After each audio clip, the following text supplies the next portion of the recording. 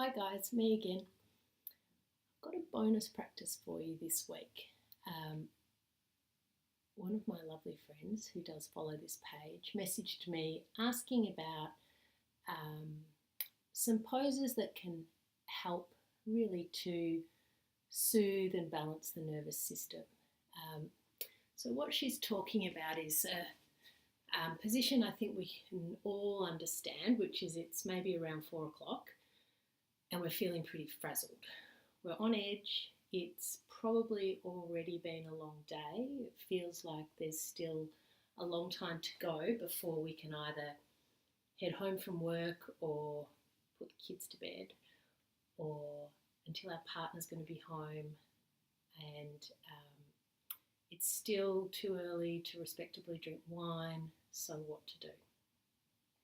So when we find ourselves in this state of being on edge, our nervous system's jangling, what's going on is that we're operating in our sympathetic nervous system.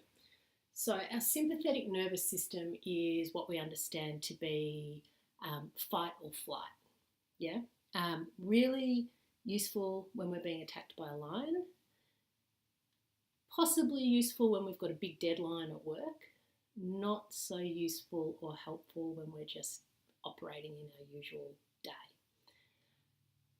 So what we want to do is move out of our parasympathetic nervous system and into the parasympathetic nervous system, which we can understand as when we're in our rest and digest mode.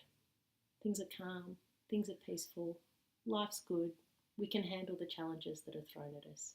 We don't feel like we need to run away. We don't feel like we need to fight. We can just be. So this practice today is designed to quickly assist us from getting from point A, fight or flight, to point B, rest and digest. So I'm going to do a little bit of demonstration for you. I'm not sure how this will work out because I haven't tried it before. So we've got about 6 poses that we're going to work through in this practice. And to start with, we're going to come into a standing forward fold.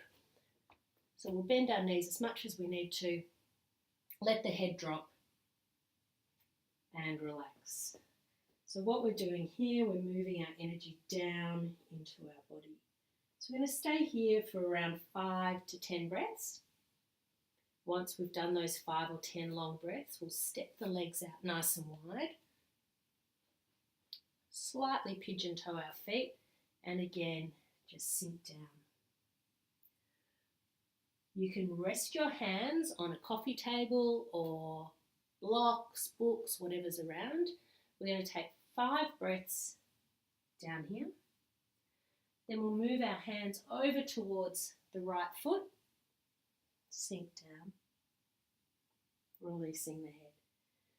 And walk over to the left foot and take another 5 breaths.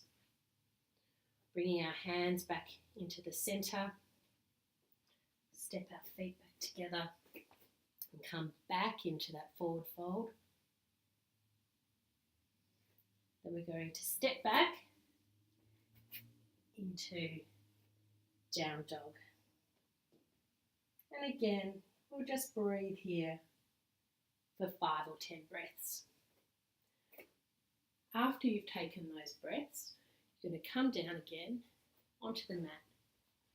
Nice wide legs. And either stay right here or start to fold forward. And we can release the head. Just stay in this forward fold for about 2 minutes. Bring the legs together to a butterfly. And again, we can start to tilt that forward. 2 minutes. Knees together. Extending legs out in front. You guessed it. Forward folding. 2 minutes. Now we're going to move to our last poses of the sequence. There's a couple of options here. If you have time to do both, please do. The first option is Supta Baddha Konasana, reclined butterfly. So we just bring the feet together, knees out wide, shifting down, palms facing up to the ceiling. And we're just going to totally relax here. 3 minutes. Option 2, or the second round, possibly my favourite ever pose, Viparita Karani, legs up the wall pose. So you'll come over to the wall, feet come up high, bottom scoots in, nice and close to the wall. You might like to put a little cushion underneath the hips, palms facing the ceiling,